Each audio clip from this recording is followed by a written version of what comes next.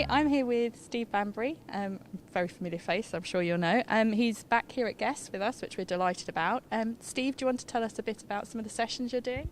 Yeah, I just want to say, first of all, it's great to be back. I was trying to work this out last night. I think this is my 10th year. Yeah, I think it is my 10th year, my 10-year anniversary.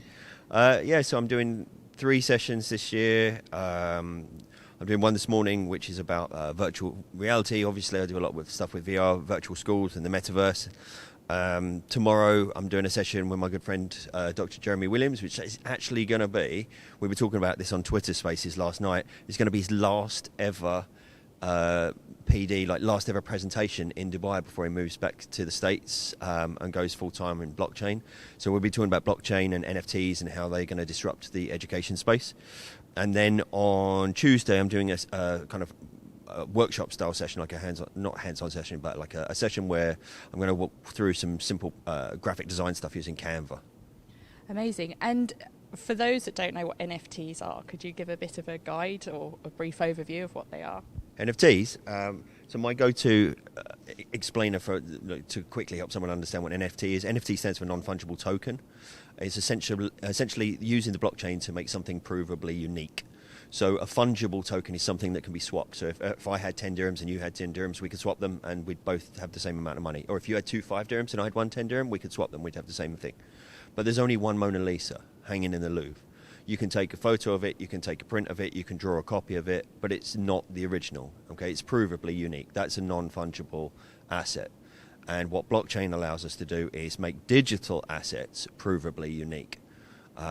And 2021 really has been the year of NFTs. It's been absolutely crazy. And Jeremy lured me down this rabbit hole. And I've spent, the better part of the last 7 months pretty much almost exclusively working in the NFT space. And I mean, your talk's about sort of disrupting education with NFTs. Can you talk me through a bit more about that? Yeah, so this year, the main industry, obviously, that got impacted straight away was art. And now we're starting to see it coming into music. Literally, in the last few days, we've had artists like Timbaland investing heavily in NFTs. Steve Aoki's heavily in this space. So there's a lot of stuff going on in music now. But the concepts underlying what's going on at the moment in the media industries, they are going to transpose because it's all about the blockchain technology underneath and how that will allow things to be tracked and traced. So, some of the things that we'll talk about, obviously, what you've seen in the art world this year can be transposed into a school, and it gives students a global platform to not only promote their art but to actually monetize their art. Then we can look at it from lots of other sort of points of view as well, because there'll be impact in the way that schools hold records, the way that certification is held and stored and accessible through blockchain. Everything's going to change. It's Web3. We're hearing that quite a bit, that sort of we're on the cusp of education changing quite dramatically. Yeah, well, again, this is one of these things. This is the convergence now.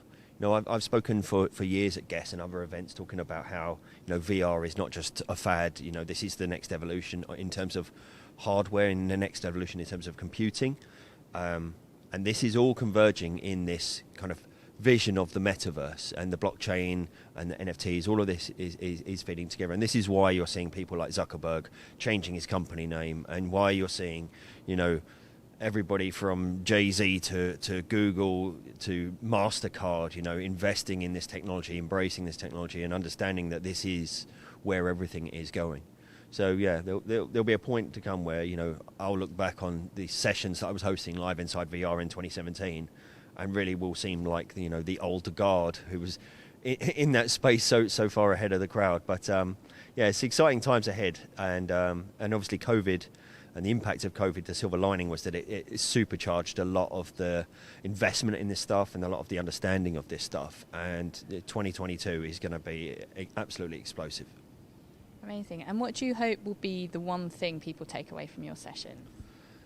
With the NFT one, I think Jeremy would agree that our main goal is to help people. He hosts the NFTech podcast, and our goal is to try and onboard people, try and help people understand what NFTs are, why they actually have value. There's still a lot of learning to be done in that regard, and then from the perspective of the fact that we're going to have an audience full of educators, making sure that they understand that it can have value for them as educators, and in a lot of different ways, and how proactive that they can be now to make sure that they are preparing not only themselves but their students for the world of the future, which is coming faster than you think.